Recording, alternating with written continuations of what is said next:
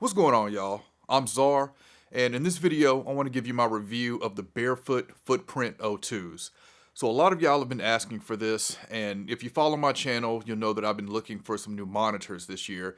And along that journey, I decided that I wanted some three-way monitors, which in my budget of $3,000 put me with either the Barefoot Footprint O2s or the Don Audio LYD 48s. I held off on this review for a little bit because I wanted to try the Don Audios as well, but they're still back ordered. Well, actually, the footprints were back ordered as well, but they came in first, so that's what I ended up getting my hands on first. Uh, some specs. So these have two dual 6.5-inch woofers for what Barefoot calls dual force technology. You have a 4-inch for the mid range and a 1-inch tweeter, and together they handle 350 watts of power, and each monitor is right at 28 pounds weight. Let's take a look at the front. So looking at the front, Barefoot has one of the most recognizable monitor designs. Like, you instantly know them when you see them.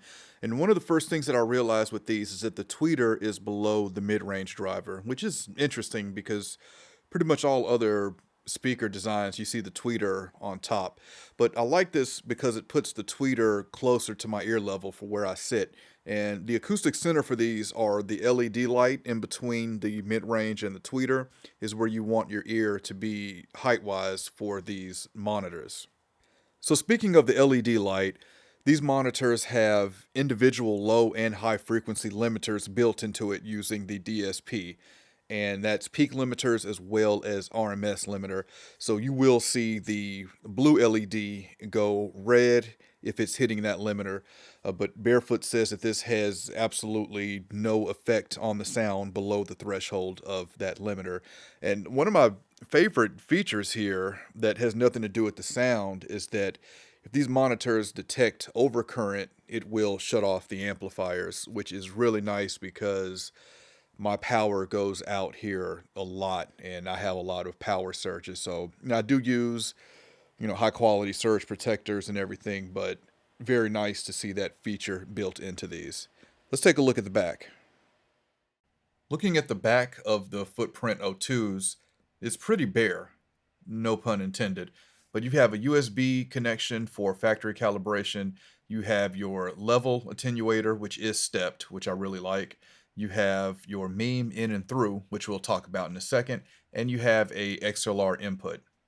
Noticeably missing is a 1/4-inch input as well as EQ adjustments, which really shows who these monitors are marketed for, because if you have a home studio or no acoustic treatment, or your monitors are up against a wall where they shouldn't be, a lot of times you're going to rely on those EQ settings on the back of monitors to help tailor your sound for your room.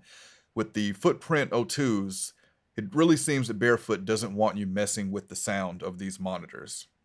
Let's talk about meme. So one of the things that I wanted in a new pair of monitors was innovation, and Barefoot brings that with the meme technology. So meme stands for multi-emphasis monitor emulation, and what it does is it emulates 3 different pair of monitors. So you can kind of look at this as getting 4 pair of monitors in one. So hi-fi is going to give you the sound of a hi-fi speaker. Flat is going to be the default setting. Old school is going to emulate NS10s, and cube is going to emulate mixed cubes. So I thought that this emulation was just that, an emulation, but researching this more, Barefoot is actually this technology is actually changing the crossover points and transient response for these different type of monitors, which is really in depth and interesting here. So one thing that I thought about with three-way monitors was, what if I don't want the sub? What if I don't want the low end? With two ways connected to my sub, I can just turn my sub off. Can't turn off a sub in three-way monitors, but with this meme technology, I can switch it to old school, which is going to roll off some low end, and then I can even go further to cube, which is going to give me that mid-range sound. Now, interestingly enough, I'm not a fan of NS10s, so I haven't really used the old school setting much, but I do use it when I want to hear what my mix will sound like without the low end. And Cube is, I can't say I'm not a fan of the mixed cubes because I've never used them. I've just never really understood or grasped the what I'm trying to achieve with the mixed cubes. Just hearing that mid range, I always felt like I can just roll off the lows and roll off the highs on my master bus and get the same effect. So it's interesting to be able to switch between multiple types of monitors with this. And also, if you do not have the meme connected to the back of the Footprint O2s, it's going to default to flat. So let's get into the most important thing, and that's how do they sound. So compared to my Presonus Scepter S6s, I do feel that the Barefoots just offer a superior sound to the Presonuses. I still love my S6s and I will be keeping them, but one thing that I really wanted was a really clear mid-range, and I feel like the Footprint O2s do give you a very clear mid-range, clearer than the Scepter S6s. The low end was one of the first things that I noticed when I first started listening to these monitors because I felt like the bass was too loud. And like every song I played, I was like, well, this is way too much bass. But I guess after a while, I got used to it and had to, realize that I've got two, 6.5 woofers here driving this bass. But it was also a very tight bass as well. And the highs, I do feel like the footprints have a higher extension on the high end and also sound a little more open up top than the Scepter S6s. So still love the S6s, but the footprints for me is what I wanted in new monitors, and that's a complete upgrade of my overall sound.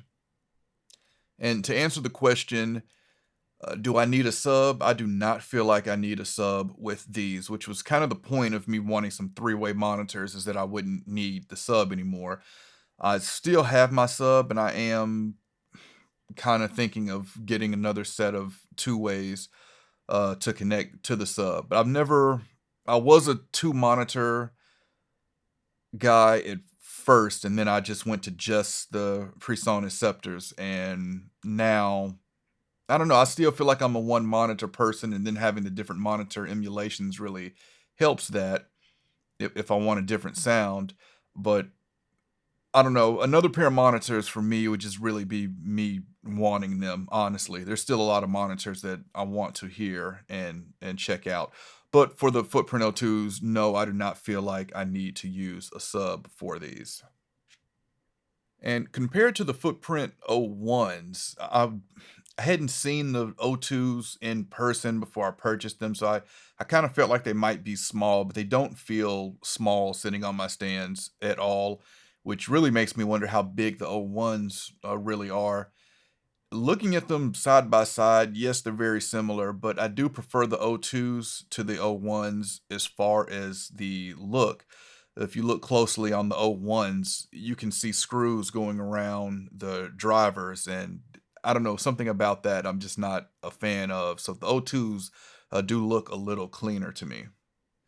To wrap this up, I am very satisfied with this purchase, and a shout out to whoever recommended these to me because I didn't even know that these were out, and I didn't know that Barefoot had three-way monitors in within my budget of 3,000. I mean, when I think of Barefoot, I do think of very expensive monitors, but very satisfied with this purchase so far. The mixes that I've done, I feel have translated well. I haven't listened to them in other rooms, but they've really been.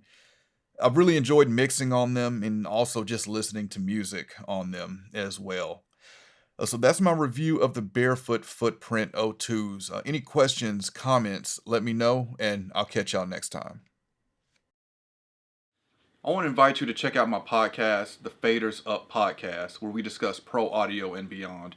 We discuss everything from recording to gear to the music business.